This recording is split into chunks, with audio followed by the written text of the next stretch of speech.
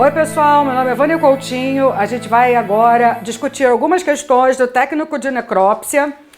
Durante o curso nós tivemos algumas questões dentro das especificidades do material sendo discutidas, Fizemos alguns simulados também durante o percurso, mas hoje a gente vai pegar outras questões, nós estamos pegando outras questões que não foram veiculadas naquele momento. Então, hoje a gente vai discutir questões novas, que também existe algumas que eu tirei que não era de técnico de necrópsia, para a gente trazer e discutir mais, mas quase que 95% as questões são de concursos de técnicos de necrópsia, provas essas que eu selecionei para a gente discutir no final, tá bom?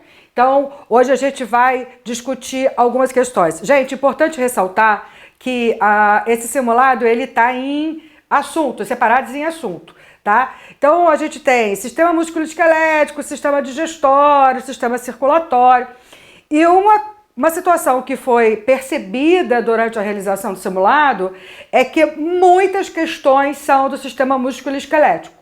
Então, isso é importante que vocês percebam. A prova tem 55 questões, esse simulado, perdão, tem 55 questões, sendo que praticamente quase 20 questões, são relacionadas ao sistema musculoesquelético. Então, esse tema é um tema que eles costumam pedir mais. Então, na hora do estudo, estatisticamente falando, é um conteúdo que mais cai para técnico de necrópsia em cima desse apanhado que nós fizemos, principalmente agora no simulado final, tá certo?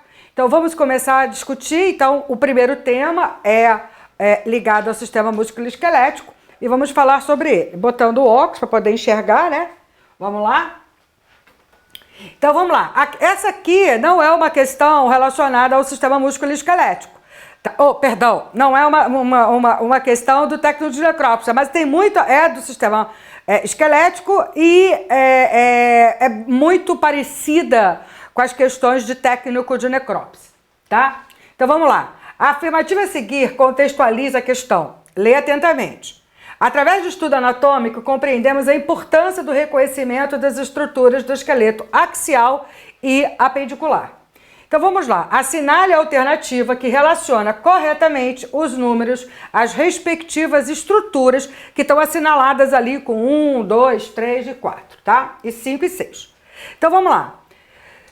Letra A. Face orbital do osso zigomático é o 1. Mas vamos ver o que está no 2. Face cranial do osso zigomático. Ora, veja, a face não é orbital, não está aqui na órbita, do olho, então cranial já não é correto. Então, vamos já... eu vou trabalhar com vocês também, gente, como é que a gente já vai eliminando questão, tá? Então, essa aqui já está errada. Então, menos uma para se pensar. Letra C, face orbital do osso zigomático, ok? Face orbital do osso zigomático, ok. Realmente ela é face orbital do osso zigomático. Número 2, face orbital do osso frontal, face orbital do osso frontal, face orbital do osso frontal, face orbital do osso frontal. Não há modificações, então nem precisa se pensar. Mantemos ainda a letra A, C e D. 3, osso frontal, que é essa parte aqui. Vamos lá, 3, osso frontal, 3, osso frontal e D, osso frontal. Também não mudou em nada ainda. Vamos para outra alternativa. 4, que é o parietal. Então, parietal, 4, parietal, ok. Letra C, temporal, não é. O temporal fica embaixo do parietal. Então, o temporal é esse aqui, tá? O parietal é esse aqui. E D, osso parietal. Ok, agora estamos com duas condições, a A e a D. Estamos eliminando. Então, vamos lá. 5. Concha nasal inferior. Ok, concha nasal inferior. Mantém. Já foi, já foi, já foi, já foi. 6, forame mental da na letra A, forame mental do maxilar. Não, maxilar é aqui. Forame mental, o mento é no queixinho. Forame mental da mandíbula. Mandíbula, ok. Então, a letra é letra D, ok? Vamos lá, letra D, ok. Vamos ao próximo. O ponto antropométrico, que representa a parte mais alta do crânio, é gônio, vértex, bregma e lambda. A resposta é vértex. Vamos ver aqui? Olha aqui. O crânio de vista superior. Então, pontos craniométricos e cefalométricos importantes. Vamos aproveitar e fazer uma leve revisão. Então, a gente tem aqui bregma, a gente tem aqui lambda, que são as uniões, a união dessas suturas, tá? E o vértex, que fica bem em cima da cabeça. Então, ele é o ponto mais alto antropométrico, tá? Então, o bregma é a interseção entre suturas coronal e sagital, que é aqui. A lambda é a interseção entre suturas sagital e lambdoide, que fica aqui embaixo. E o vértex é o ponto mais alto do crânio, ok? Então, inclusive, as nossas medidas antropométricas é vista com a régua aqui, ó, no vértex, que é o ponto mais alto, certo? Ok, vamos para a próxima. Aí já com questões do técnico de necrópsia, tá? Para a preparação da aula de ossos, o professor solicita que as vértebras sejam separadas de acordo com os segmentos da coluna vertebral. Correlaciona as colunas a seguir. Então, ele quer saber o que é vértebra cervical, torácica e lombar. E aqui ele coloca os processos, os pontos, né? Que são característicos de vértebras. Então, vamos lá. Primeira coisa, a gente vai ter que entender quais são os pontos das vértebras. Então, vamos lá. Antes disso, vamos aqui, ó. Vértebra cervical, que eles chamam de espinha, né? Mas na verdade é vértebra cervical. Então, as vértebras cervicais, elas são chamadas de atlas. Atlas, tá? Então, C1 é chamado de atlas. Então, vamos lá. A primeira C1, que eu digo C1, é vértebra 1. Então, esta daqui, tá? Então, C1 na coluna cervical é chamado de atlas. Então, a gente vê aqui, ó, a primeira é o atlas de quem? Da coluna cervical. Então, aqui é 1.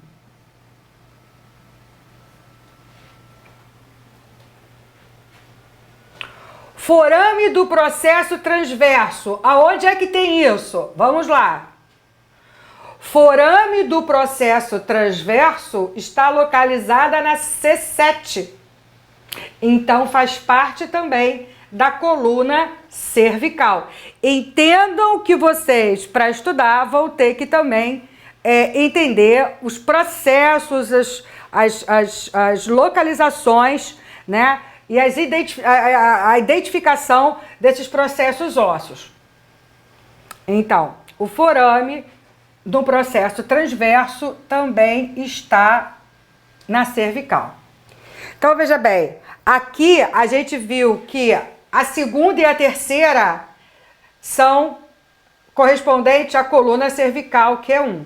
A única questão que tem essa é letra D, tá? Então, o 2 é vértebra torácica, processo espinhoso é inclinado em relação ao corpo da vértebra. Vou mostrar ali mais adiante, tá? Corpo reniforme corresponde à vértebra lombar e fóveas costais representam a vértebra torácica. Então, aqui é 2. Tá? Vamos dar uma olhada lá? Aqui a gente viu que Atlas é considerada a primeira vértebra da coluna cervical. A gente viu que o forame do processo transverso também fica numa vértebra cervical. Aqui uma vértebra torácica, a fóvea costal, aqui ó.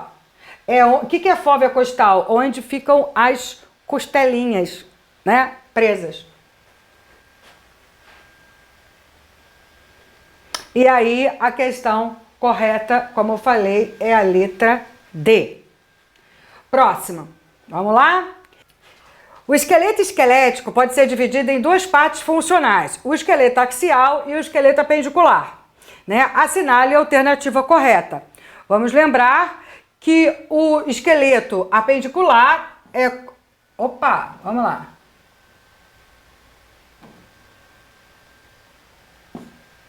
Que o esqueleto apendicular, pernas e braços. Ou pernas e braços. E o esqueleto axial, cabeça, pescoço e caixa torácica, tá? Então, esse aqui é o apendicular e esse aqui é o axial. Vamos lá, o ocioide faz parte do esqueleto apendicular? O esqueleto axial é formado pelos ossos da cabeça axial, da cabeça, coluna vertebral, sacro e ocilíaco? Não entra essa parte aqui, tá? O cíngulo do membro superior é formado pela escápula e pela clavícula? O esqueleto apendicular inferior é formado pelos ossos da pelve, fêmur, tíbia, una, osso do carpo e falange? Não entra os ossos da pelve, tá? Todas as articulações observadas entre os ossos do esqueleto são do tipo fibrosas, classificados como sutura? Não, a gente vai ver mais adiante que as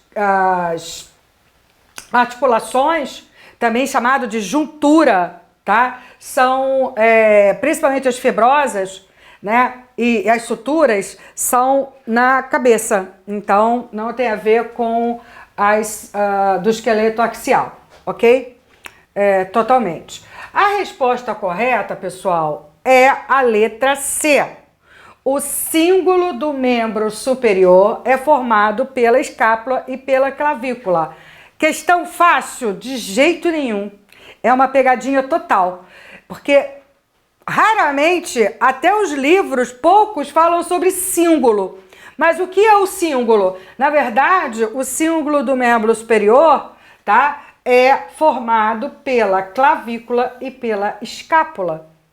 Tá? Então, aqui visto da parte anterior e aqui vindo da parte posterior. Então, a clavícula que circula aqui a caixa torácica. Quais são os ossos que circulam aqui a caixa torácica, né? Que seguram aqui externamente a caixa torácica? É a escápula e na verdade, estão fora da caixa torácica, porque a gente tem aqui as vértebras, né, e as costelas. Então, a gente tem aqui a clavícula e a escápula. Então, o cíngulo do membro superior é feito pela clavícula e escápula. Não tem muito o que explicar nessa situação. No esqueleto, encontra-se os ossos longos, né? Quem são os ossos longos? Então, a gente tem aqui tipos de ossos. A gente tem os ossos longos, os ossos curtos, os ossos planos e os ossos irregulares. Mas vamos lá. Então, a gente tem aqui como resposta, quais são os ossos longos? Metatarso e rádio. Olha que pegadinha. Todo mundo acha que o metatarso pode ser considerado osso curto, mas na classificação ele é considerado como um osso longo. Quem são o que é caracterizado pelo osso longo? Tem o comprimento maior que a largura e são constituídos por um corpo e duas extremidades bem definidas. Então, não necessariamente ele tem que ser longo, tá, gente? Então, perceba que a classificação de osso longo é justamente essa, né? Tem o comprimento maior que a largura, né? E são constituídos por um corpo e duas extremidades bem definidas. Então, necessariamente, o osso longo não precisa ser comprido nem longo, tá certo? Mais uma vez, ratificando isso. Então, exemplo aí que a gente tem como osso longo é o fêmur, a tíbia, a fíbula, o húmero, a una e o rádio, as falanges, tanto dos dedos dos pés como das mãos. Então, o metatarso faz parte das falanges. Então, veja bem, quem olha metatarso acha que é um osso pequeno, curto, mas ele não é isso, tá? Ele, pela classificação, ele é considerado um osso longo, ok? Isto é uma pegadinha. Então vamos mais ver aqui, ó, tipos de ossos. Quanto forma, os ossos podem ser classificados como ossos longos, dimensão predominante, e é o comprimento e o osso é espesso, o exemplo é o fêmur. Os ossos chatos têm superfície que é grande, mas a espessura é pequena, os ilíacos, e os ossos curtos não há uma dimensão que nitidamente predomine sobre as outras. Então, por exemplo, a rótula, tá? Opa! Os ossos que fazem parte da mão. Vamos lá. Então, a gente já ia tirar algumas aqui. Hálux faz parte do dedão do pé. Sem chance. Calcânio. Deixa eu colocar outra forma para não confundir vocês. Aqui a gente vai até por eliminação, tá, galera? Então, vamos lá. Fazem parte da mão. Trapézio. Faz parte aqui, ó. Né? Da parte do tórax. Então, não. Calcânio. Pé, não. Hálux, pé, não. Sobraram dois. Pisiforme piramidal e navicular e cuboide. Vamos ver qual deles? Aqui a gente já fica com 50% de chance.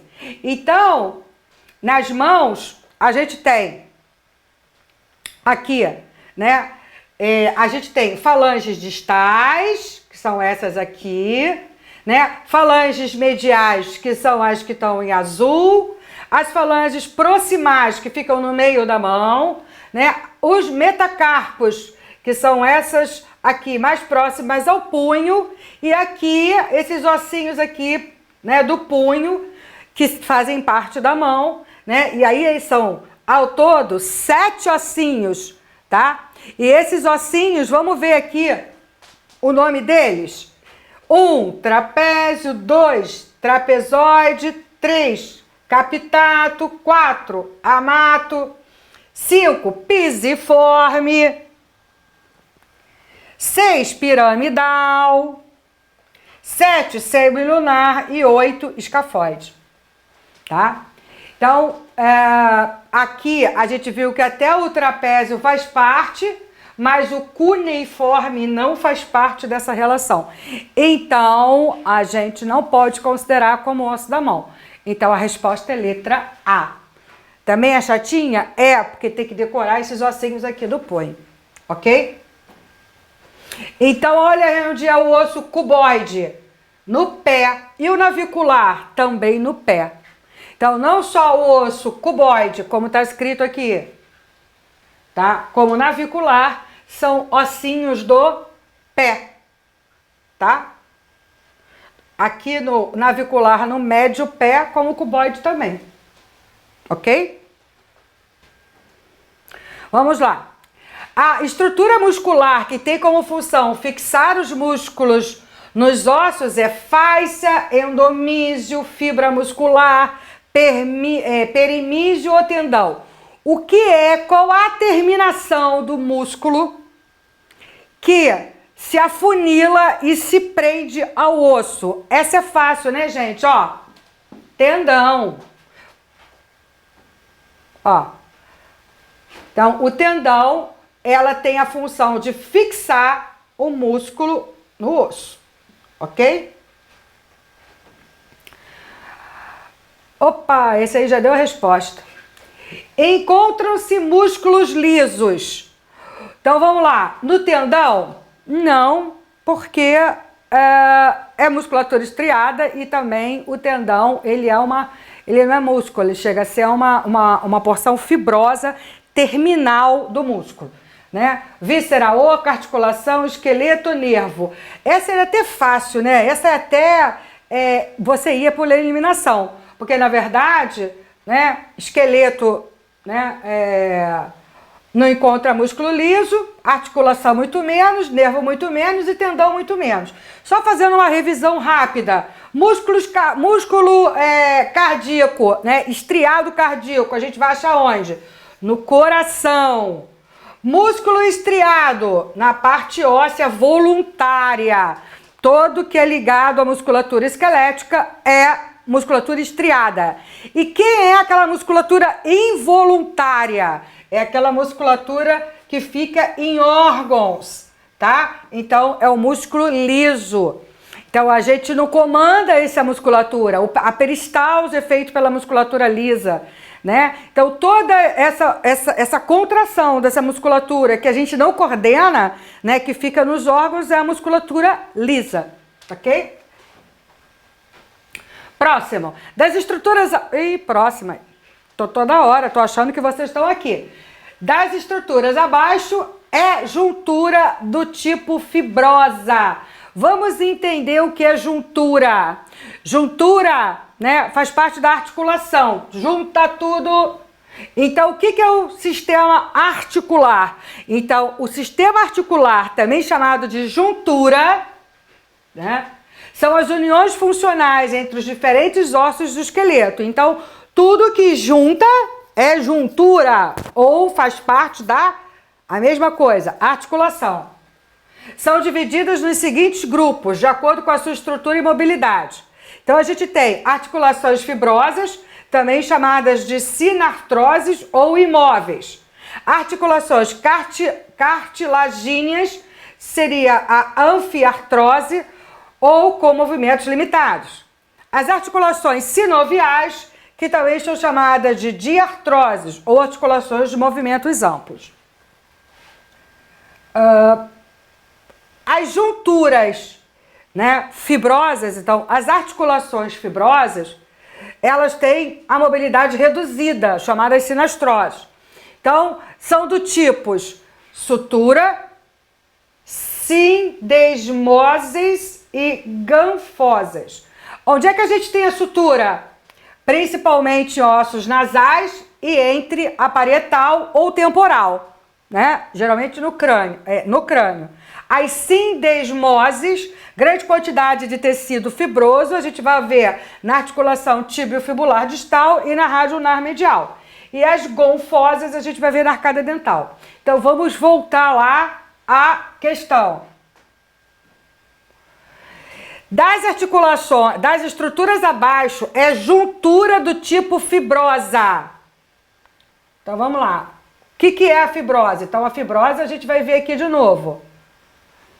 Junturas fibrosas, a gente tem as suturas, as sindesmoses e as gonfosas.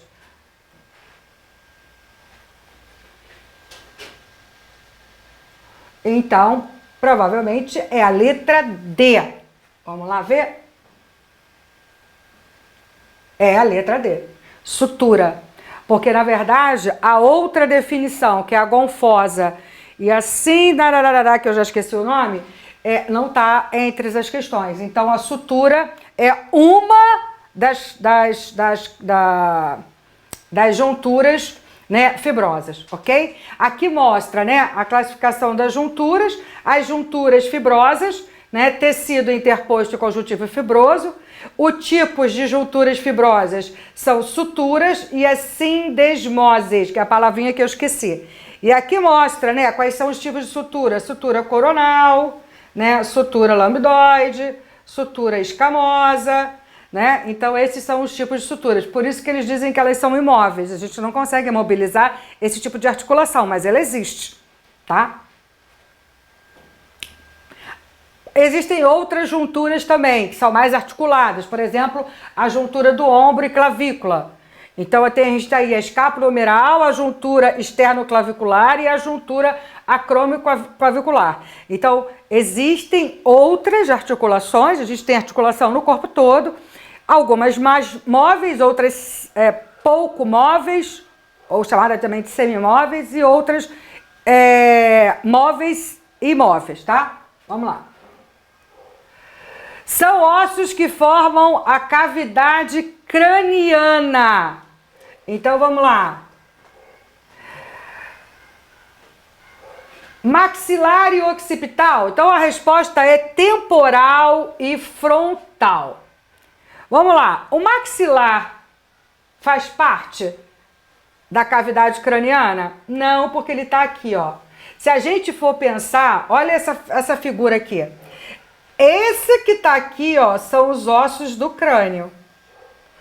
O maxilar está fora deles, não entra aqui. O nasal entra? Também não, está fora. O etimoide zigomático? Não, também está fora. O zigomático aqui. O parietal e a mandíbula? Não, que a mandíbula também está aqui, tá? Então, na verdade, o temporal e o parietal fazem parte da cavidade craniana, ok? São ossos do quadril: sacro e pubis, cóccix e acetábulo, ilho e isco, vértebra e osso articular, fêmur e patela. De cara, a gente já vai tirar fêmur e patela, né, gente? Fêmur não tem nada a ver com o quadril. Ele se articula no quadril, mas ele não tem a ver com o quadril. Vértebra faz parte do quadril? Nenhuma vértebra, nem o sacro faz parte do quadril. Então, vértebra não faz parte do quadril. O cóccix, que é uma vértebra lá no finalzinho, não faz parte do quadril. E o sacro, que também faz parte das vértebras, não faz parte do quadril. Então, por eliminação, a gente descobriu que é a letra C, o ilho e o isquio, tá? Então, vamos lá. Então, aqui, ó, faz parte do quadril, tá? O sacro não faz parte, esse tira, esse é uma vértebra. O ilho, né? O pubis e o isquio fazem parte do quadril, tá? O isquio, né? O ilho e o pubis. Então, é o que está em vermelho, o que está em verde e o que está em amarelo.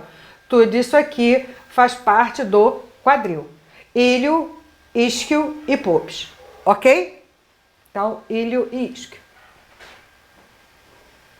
Articulação onde se encontra movimentos amplos. Essa questão é muito danada, porque ela dá uma interpretação, né? O que seriam movimentos amplos. Bom, rádio ulnar não teria movimentos amplos. Metacarpo falangiana também não teria movimentos amplos. Sutura sagital, nem se mexe, coitada, cabeça é imóvel. Cotovelo também não traz movimentos amplos, tá? Só, né, levanta, flexão, né? Cotovelo também não. E quadril? Quadril a gente tem o movimento para o lado, o movimento para o lado esquerdo, o movimento para o lado direito, o movimento para frente, o movimento para trás. Então, a articulação, né, o quadril, né, a articulação do quadril, ela sim permite movimentos amplos, tá? Então, vamos ver por quê. Então, olha só. A flexão, a extensão é um movimento até curto, como eu falei. Então, aí a gente não tem grandes movimentações. Agora, a do quadril se fazem vários ângulos. Ela fica em 90, ela fica em 60. Então, ela fica em várias angulações. E a gente pode ver aqui que a subida, a descida, a gente não tem só esse movimento. A gente tem um movimento lateral, a gente tem um movimento frontal, a gente tem movimento dorsal, tudo isso se faz através da movimentação do quadril. Então, por isso que ele define que o quadril que tem movimentos amplos, ok? A quantidade de ossos que são encontrados no tarso do homem, ele coloca do homem, mas não é do homem em sentido homem e mulher, é do ser humano, tá? Porque muitas vezes algumas provas de técnico de necrópsia cai também de animais, situações com anatomia animal, tá? Mas nesse caso aqui vai ter que contar e a gente vai ter que saber. Então, quantos ossinhos são encontrados no tarso, né? Então a gente tem aqui 1, 2, 3, 4, 5, 6 e 7. Então, a gente tem 7 ossos encontrados no tarso. Ok? Vamos lá. Encontra-se músculo de contração voluntária. Então, o que é músculo de contração voluntária? Eu quero exercer, é minha definição, né? Eu quero mexer meu braço, eu quero mexer minha mão, eu quero mexer meu corpo. Então, essa musculatura estriada voluntária. Eu decido quando vou mexer. Então, vamos lá. Qual seria aqui? Coração, eu defino quanto que eu quero bater no meu coração? Não. Víscera oca, liso. Pele também não, eu não digo quando é que eu quero mexer a pele. Quem dera, né? Senão eu viria esticado o tempo todo. Né? Cartilagem, não. Então, o esqueleto. É no esqueleto que fica aderida a musculatura voluntária, que é a musculatura estriada. Então, essa é fácil, né, gente? Esqueleto. Vamos para a próxima. A coluna vertebral é formada pela superposição longitudinal de 33 vértebras, agrupadas em 5 regiões: cervical, torácica, lombar, sacra e coxígea. Marque a alternativa que apresente corretamente o número de vértebras da região torácica. Então, aqui a gente tem 7, lembrando, a gente tem 7 vértebras na coluna cervical. Isso tem que saber, tá, galera? Infelizmente, vai ter que decorar número. São 7 vértebras na coluna cervical, 12 vértebras na torácica e 5 vértebras na lombar. E a gente tem o sacro e o cóccix, tá? Que são ligadas, tá? Então, 12 vértebras a gente tem na região torácica. Ossos que são considerados parte do esqueleto axial estão localizados na região axial. São pés e mãos? Não, esses são apendiculares. Da cabeça, do pescoço e do tronco? Tronco. Da cintura escapular? Também não. Vamos lá. Da cabeça, do pescoço e do tronco. Então, por que aqui a gente vê o esqueleto apendicular, que são os membros inferiores e superiores. A gente tem também aqui os ossos do quadril, né? E aqui o esqueleto axial. Então, o esqueleto axial é da cabeça, pescoço e tronco. Ok? Ossos que podem ser classificados de acordo com suas formas são de vários tipos.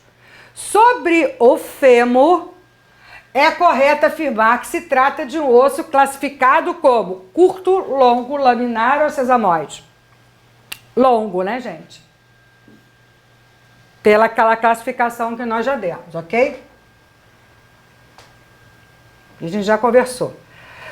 Os acidentes, tuberosidade glútea e hipocôndilo medial são encontrados no osso denominado. Essa é a maior pegadinha, porque ele fala tuberosidade glútea, né? Todo mundo acha que tem a ver com quadril, glúteo, não. Tá? Então, essa tuberosidade glútea e o hipocôndilo é na escápula? Não. Na fíbula? Não. No rádio? Não. Ela é encontrada no fêmur. Eu acho até que ele nem tem tanta pegadinha aí. Então, aqui a gente tem no fêmur a tuberosidade glútea, que é localizada nessa região. E a gente tem o epicôndilo medial, localizado nessa região aqui. Tá? Todos os dois... os dois acidentes são encontrados no fêmur.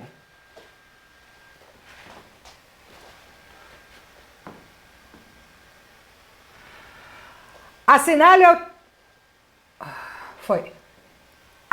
a alternativa que apresenta corretamente as a região do esqueleto, onde localizam-se os ossos etimoide e vômer. Então, vamos ver onde se localizam o etimoide e o vômer. Vômer, ele aqui. E o etimoide, ele aqui. Então, eles ficam onde? No crânio. Não fica no carpo, no fêmur, no tarso. Essa questão foi até fácil, tá? E, mais uma vez, gente, só para terminar esse assunto, a gente volta com os outros, e aí eu vou dar tudo junto de uma vez só. Dei separado esse porque era mais conteúdo, os outros são bem menos, tá? Quer dizer, específico de cada área. Então, no próximo vídeo, a gente já vai dar todos os outros assuntos. E aí, voltando às 3 regrinhas da vida, né?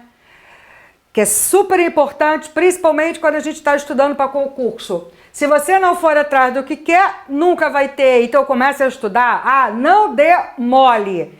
Se vocês querem passar no técnico de necrópsia, aproveite que ainda tem o tempo do edital, dá para pegar, fazer a revisão, não esmoreça. Quem esmorece perde o concurso, ok? Então comece a estudar, passa todo dia, aproveita que essas tuberosidades, acidentes da parte óssea, dá uma lida, estuda sobre isso cai no concurso de técnico de necrópsia, então é importante que vocês estudem bem esses acidentes ósseos, tá? Se você não perguntar, a resposta vai ser sempre não, né? Então isso é interessante também. As pessoas ficam sempre muito receosas de perguntar algumas situações ou de ir adiante, ou enfim, né? O não a gente sempre tem que contar que já tem, né? Se não der um passo à frente, nunca sairá do lugar. Qual o passo à frente que vocês vão ter? Começar a fazer novamente o resumo, estudar, ver vídeo, olhar no YouTube, rever. Então, isso é uma situação que vocês mantêm a mente super atrelada ao assunto que vocês vão estudar, tá? E que vai cair na prova. Então, gente, olha, não deixa de estudar, né? Não pare de estudar. A gente vai vir com outro vídeo discutindo outras coisas, mas de antemão, esse já vai ser meu recadinho aí para vocês. Tá bom? Galera, até o próximo vídeo.